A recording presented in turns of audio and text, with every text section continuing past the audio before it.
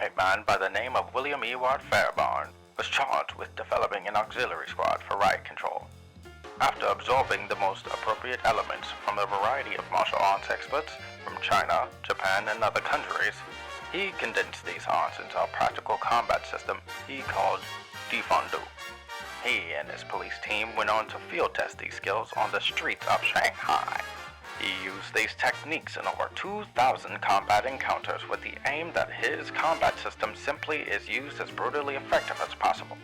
It was also a system that, unlike traditional Eastern martial arts required years of training, could be absorbed by recruits very quickly. The method incorporated training in the point-and-shoot gun combat techniques as well as effective use of more ad hoc weapons such as chairs and table legs. In World War II, as the fighting began spreading rapidly, he was brought to Britain to help train new formed British commandos for a smoother, quicker, and effective combat method with a new Shanghai method incorporated in the teachings as well. Soon the Americans joined the fight, and 2 U.S. officers by the name of Rex Applegate. Hey Gabagoo, give me your fucking money.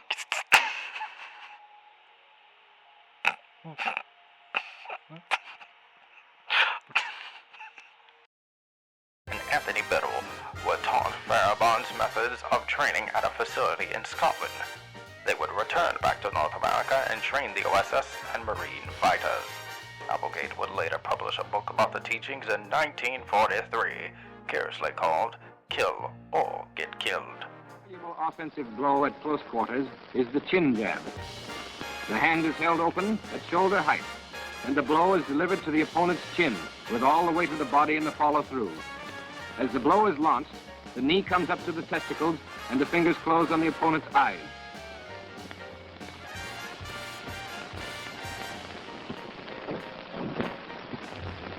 If your adversary holds you up from the rear, turn away from the gun, falling into him. Finish your arm. Officially founded in the 2000s by Sargent First Class Matt Larson, the United States Army has adopted the MAC, or the Modern Army Combat Training Program. Larson, recognizing the development of the Modern Army Combatives program, that the previous programs have suffered from the same problems: invariability. His approach was to use the limited amount of institutional training time to lay the foundation for ever more realistic training around the Army. Basic techniques were selected not simply because they were simple and effective, but also because they were representative of classes of techniques.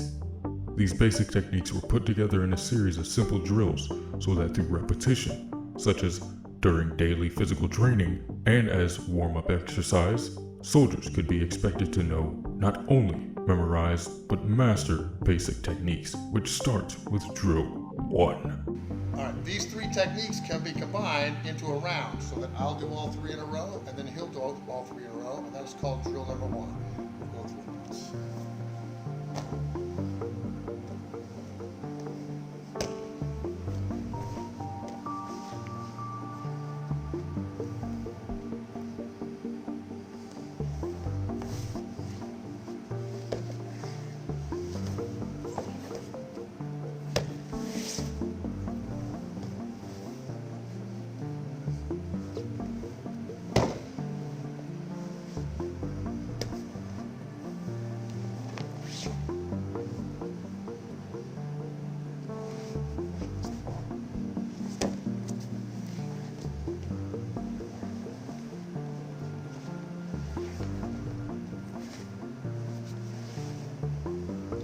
That's drill number 1.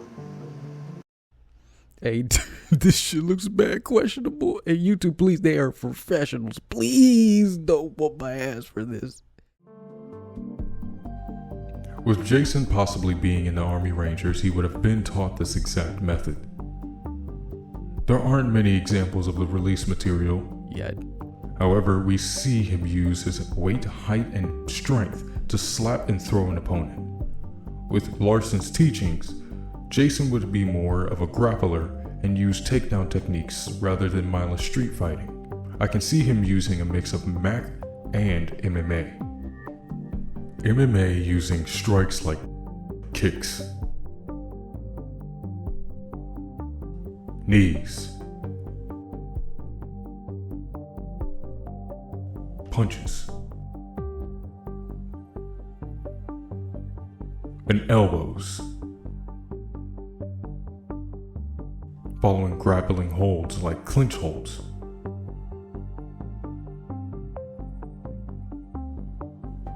Submission holds, sweeps, takedowns, and throws. Jason, being possibly 6 foot and 170 to 190 pounds, can make for some extremely brutal encounters and fights, as well as it being a bit more dragged out rather than quick, depending on the NPC/enemy you're up against. I mean, Buddy is casually benching 275 pounds. I would never want to get grabbed by someone like that. But I would like to see the combat in the extended look. Hopefully they show Jason's fighting style rather than just showing him shooting guns. In Red Dead Redemption 2, there are a few examples that we could see. This is what I saw or found. It's a little bit modded as well, which helps expand the scope of what we already know is great in Red Dead Redemption 2. Is someone there? Are you crazy? Hey, you following me? Oh, come on, it's just a few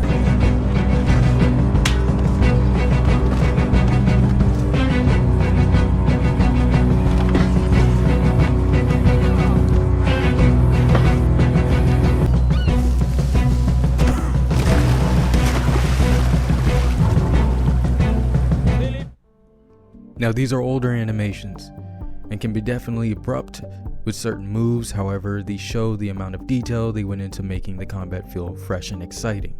And with GTA 6, it will be expanded further than we even hoped for. With new animations, especially with that patent, and if you want to learn more about them, the link to the video is right above.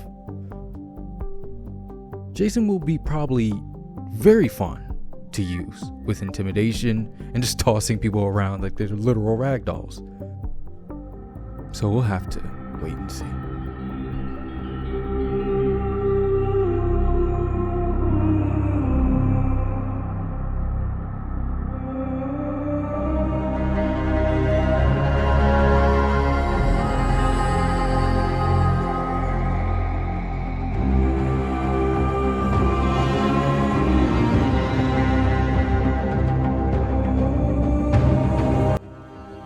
We as humans have been fighting in hand-to-hand combat since the start of human history, as I'm sure it was a more scrappy way of handling conflicts, which is more than likely ended with one person coming out alive. For when boxing became a sport or more useful as a fighting method, that's a little harder to pin down. Some sources suggest prehistoric origins dating back to as early as 6 millennium BC in what is now Ethiopia. It is believed that when the Egyptians invaded Nubia, they adopted the boxing method from the local populace, subsequently popularizing it in Egypt. From there, the sport of boxing spread to various regions, including Greece, eastward to Mesopotamia, and northward to Rome. The earliest evidence of boxing rules dates back to ancient Greece, when boxing was added to the Olympics in 688 BC. Boxing evolved through the prize fights of the 16th and 18th century, largely in Great Britain, to its modern forerunner in the mid-19th century with the introduction of Marquess of Queensberry rules in 1867. Back in 688 BC, they would wrap leather thongs around their fists to protect their hands. However, that protection didn't really go a long way, since there were no rounds, referee, or no one to stop the fight. One would have to fully get knocked out or verbally announce defeat. In Rome, they would also do the same, but were a bit more keen on harder leather material and metal strips under the straps to give them a little bit more damage. We jump to early 1700s, and sword fighting is seeing its last days. This is now reintroducing the idea of fencing, but with fists, which it will be called prize fighting, and sooner following that, the name would be changed for what we all know now as boxing. This is also when we see women join in on the sport as well, with the earliest recorded bare-knuckle fighter being Elizabeth Wilkinson. During her decade-long career, she is often described as a championess and has reputation for having fought 45 bouts without defeat. Although no career data survives from the time, later in her career, she engaged in bouts in which she and her husband, who is also a boxer, fought against other mixed gender couples. Early fighting had no written rules, weight divisions, round limits, or referees. As a result, it was extremely chaotic and brutal. Eye gouging, chokes, headbutting, and hand tossing were still used around the time, and one had to take a knee in order to stop the fight at any time to be given a 30-second rest. Would really be the beginning of the 10 count, though it was seen as unmanly. In the 19th and 20th century, prize fighting was essentially outlawed in England and half of the United States. However, the sport would be extremely popular and very profitable, and through the power of money and routine amount of people for an audience, it became what we know as modern-day boxing. With the more professional way of boxing, there was also styles that grew from it.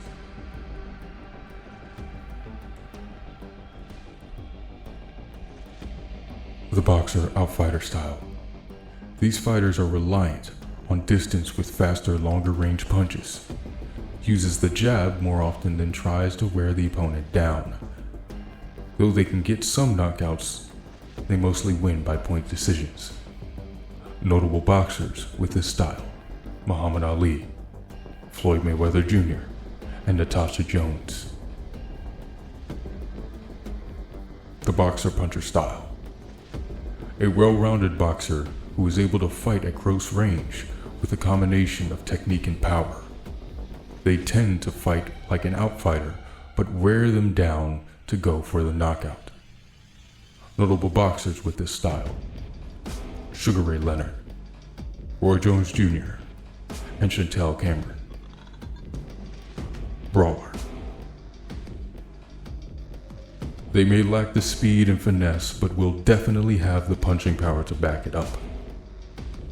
They may also have a tendency to ignore combination punching in favor of continuous beatdowns with one hand and by throwing slower, more powerful single punches such as hooks and uppercuts. This, of course, leads them to being open a lot of the time, so they try and focus on taking that amount of punishment.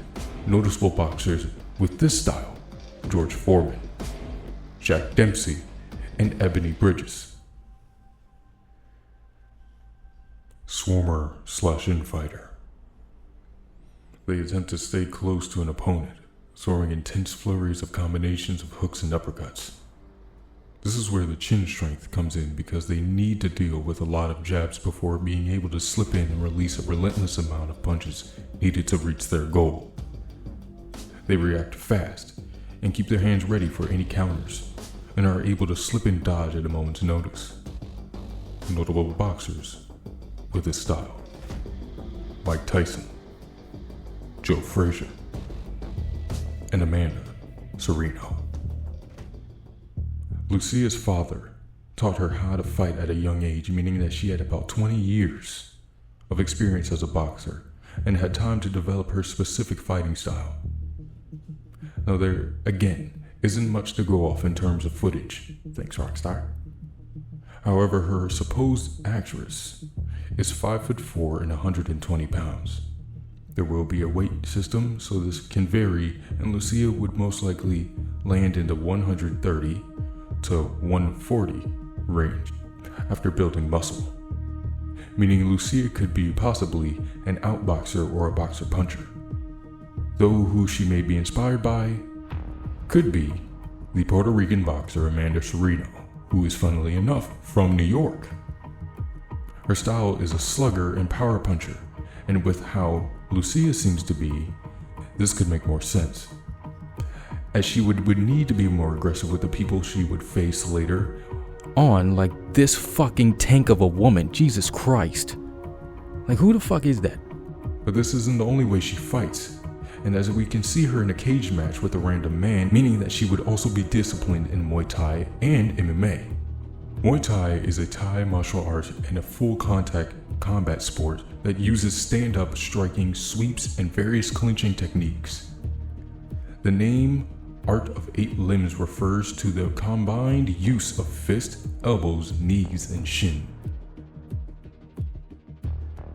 Different movement involves jabs, cross hook and swing, back fist, uppercut, and the more famous move, the Superman punch. Which would happen if you don't sub to the channel.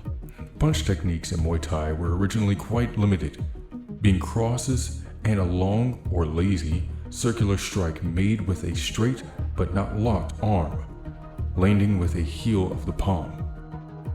The elbow can be used in several ways as a striking weapon: horizontal, diagonal upwards, diagonal downwards, uppercut, downward, backward spinning, and flying. The two most common kicks in Muay Thai are known as a thwip, literally foot drab, and T-chain, kicking upwards in the shape of a triangle cutting under the arm and ribs, or roundhouse kick. The knee. The boxer simply thrusts it forward, but not upwards, unless he's holding an opponent's head down in a clinch and intends to knee upward to the face. Also, another famous move is the flying knee. The boxer jumps up on one leg and strikes with the leg's knee. We know Rockstar likes to go above and beyond with their games, and it would not surprise me if we have multiple fighting styles to learn from, or even mix up to do a number of crazy moves. The other fighting styles we can possibly see are karate, kung fu, Brazilian jiu-jitsu, taekwondo, judo, wrestling, and of course MMA. I personally can't wait to try and see what these characters can do comparative to each other in terms of damage, especially with the weight and muscle building system. I mean, maybe a skinnier Jason can make him more agile and nimble, so that karate and taekwondo is a better fit, or a bigger and chunkier Lucia would be better for wrestling and taking people down. This didn't even cover how we can get paid for this by entering cage matches and winning tournaments, or better yet, bet on each other so whoever goes into the ring, we could have throw a couple $100 to $1,000 easy money, if you're training them well enough. So much to be excited for about this game, and since this is the last-ish speculation video, might as well have fun with it, right? It took me hours to look at a lot of this stuff up, especially because a lot of this I'm not really too well versed in, so some things where I'm a little bit hard to kind of pin down, especially for the moves, which I try to use UFC footage for, so that you can physically see without it being from the UFC or whatever, because they tend to strike that shit. So, yeah. And like I said, just literally replay games I haven't touched in like a long time. And my spelling is all over the place making this video, so I was reading shit wrong for like a good minute before I realized that it was spelt wrong. And that's just what it took to make this video come to life. If you want to support my hard work, please leave a like and a comment on what kind of fighting style you would choose for the both of them. And you want to stick around for my breakdown of the extended look next week. We are only 10 days away, so that's exciting. 10 to 9 days, depending on when I upload it. Thank y'all so much for watching. Be safe, and I will see you soon. Peace. I'm a flight risk. I don't think they're ready for the shit.